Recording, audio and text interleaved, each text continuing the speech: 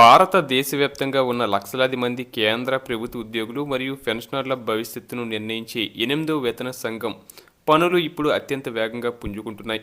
సాధారణంగా ప్రతి 5 ఏళ్లకు ఓసారి ఏర్పాటు చేసే ఈ వేతన సంఘం కేవలం జీతాల పెంపును మాత్రమే కాకుండా ఉద్యోగుల పనితీరు, అలవెన్సులు మరియు పెన్షన్ విధానాలలో కీలక మార్పులను సిఫార్సు చేస్తుంది. ఈ క్రమంలోనే దేశంలోని వివిధ ప్రాంతాలలో ఉన్న ఉద్యోగ సంఘాల నుంచి నేరుగా అభిప్రాయాలను సేకరించడానికి వేతన సంఘం సభ్యులు పర్యటనలు చేపట్టాలని నిర్ణయించారు. ఇందులో భాగంగా మొట్టమొదటగా ఉత్తరాఖండ్ రాష్ట్రంలోని డెహ్రాడూన్లో ఏప్రిల్ 24, 2026న ఒక భారీ బహిరంగ సమావేశాన్ని నిర్వహించబోతున్నారు. ఈ ప్రాంతంలో నివసించే ఉద్యోగులు మరియు రిటైర్డ్ సిబ్బంది నేరుగా అక్కడికి వెళ్లి కమిషన్ ముందు తమ గోడును వెళ్లబోసుకోవచ్చు మరియు తమకు కావలసిన డిమాండ్లను రాతపూర్వకంగా సమర్పించే అవకాశం ఉంటుంది. దీని తర్వాత ఎంతో కీలకమైన మరో కార్యక్రమం దేశ రాజధాని న్యూఢిల్లీలో జరగనుంది. ఇది ఏప్రిల్ 28 మరియు 29 తేదీల్లో 8వ వేతన సంఘం ప్రతినిధులు ఢిల్లీలో అందుబాటులో ఉంటారు. ఇక్కడ మీరు మీ వినతి పత్రాలను సమర్పించాలనుకుంటే ఒక నిర్దిష్టమైన ఆన్లైన్ పద్ధతిని పాటించాలని ప్రభుత్వం స్పష్టం చేసింది.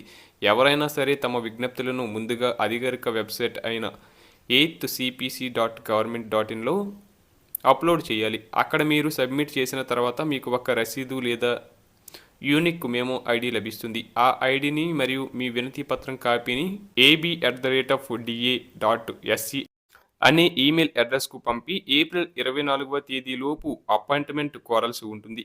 కేవలం అపాయింట్మెంట్ ఉన్నవారికి మాత్రమే కమిషన్ సభ్యులు మాట్లాడే అవకాశం ఇస్తారు. ముఖ్యంగా గుర్తుంచుకోవాల్సిన విషయం ఏంటంటే నేరుగా చేతితో ఇచ్చే మెమోరండంలను కమిషన్ అస్సలు స్వీకరించదు. ప్రతిదీ డిజిటల్ రూపంలోనే ఉండాలి.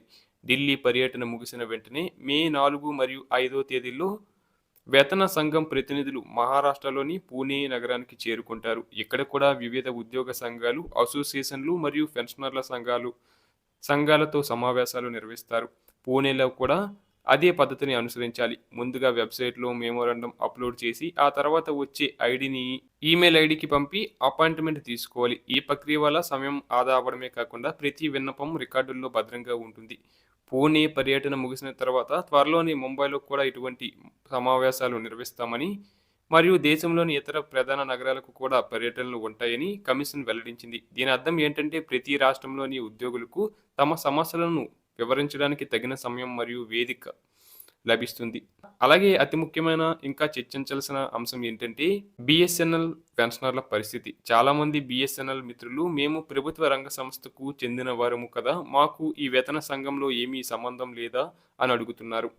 దీనికి సమాధానం చాలా లోతైనది. బిఎస్ఎన్ఎల్ ఏర్పడిన సమయంలో డిపార్ట్మెంట్ ఆఫ్ టెలికాం నుండి విలీనమైన ఉద్యోగులకు 37A నిబంధనల ప్రకారం కొన్ని ప్రత్యేక రక్షణలు కల్పించబడ్డాయి. దీని ప్రకారం బిఎస్ఎన్ఎల్ పెన్షనర్లకు కూడా కేంద్ర ప్రభుత్వ ఉద్యోగులతో సమానంగా పెన్షనరీ బెనిఫిట్స్ అందాలి. కానీ గతంలో 7వ వేతన సంఘం సమయంలో డిఓటి సరిగ్గా స్పందించకపోవడం వల్ల బిఎస్ఎన్ఎల్ పెన్షన్ డివిజన్ ఆగిపోయింది. 3వ వేతన సవరణ కమిటీ కూడా పెన్షన్ అంశం తమ పరిధిలోకి రాదని చేతులెత్తేసింది. దీనివల్ల వేలాది మంది పెన్షనర్లు గత 10 ఏళ్లుగా తీవ్ర నష్టాన్ని మూటగట్టుకున్నారు.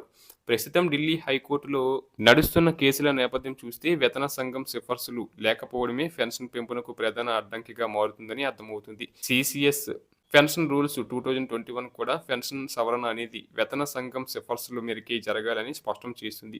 అందుకే ఈసారి 8వ వేతన సంఘం పర్యటనలను బిఎస్ఎన్ఎల్ పెన్షనర్లు ఒక గొప్ప అవకాశంగా భావించాలి. వ్యక్తిగతంగా లేదా సంఘాల వారీగా భారీ సంఖ్యలో మెమోరండాలు సమర్పించడం ద్వారా వేతన సంఘం దృష్టిని బిఎస్ఎన్ఎల్ సమస్యల వైపు మళ్లించవచ్చు. ఎంత ఎక్కువ మంది రిప్రజెంటేషన్లు ఇస్తే ప్రభుత్వం మరియు కమిషన్ అంత త్వరగా స్పందిస్తాయి.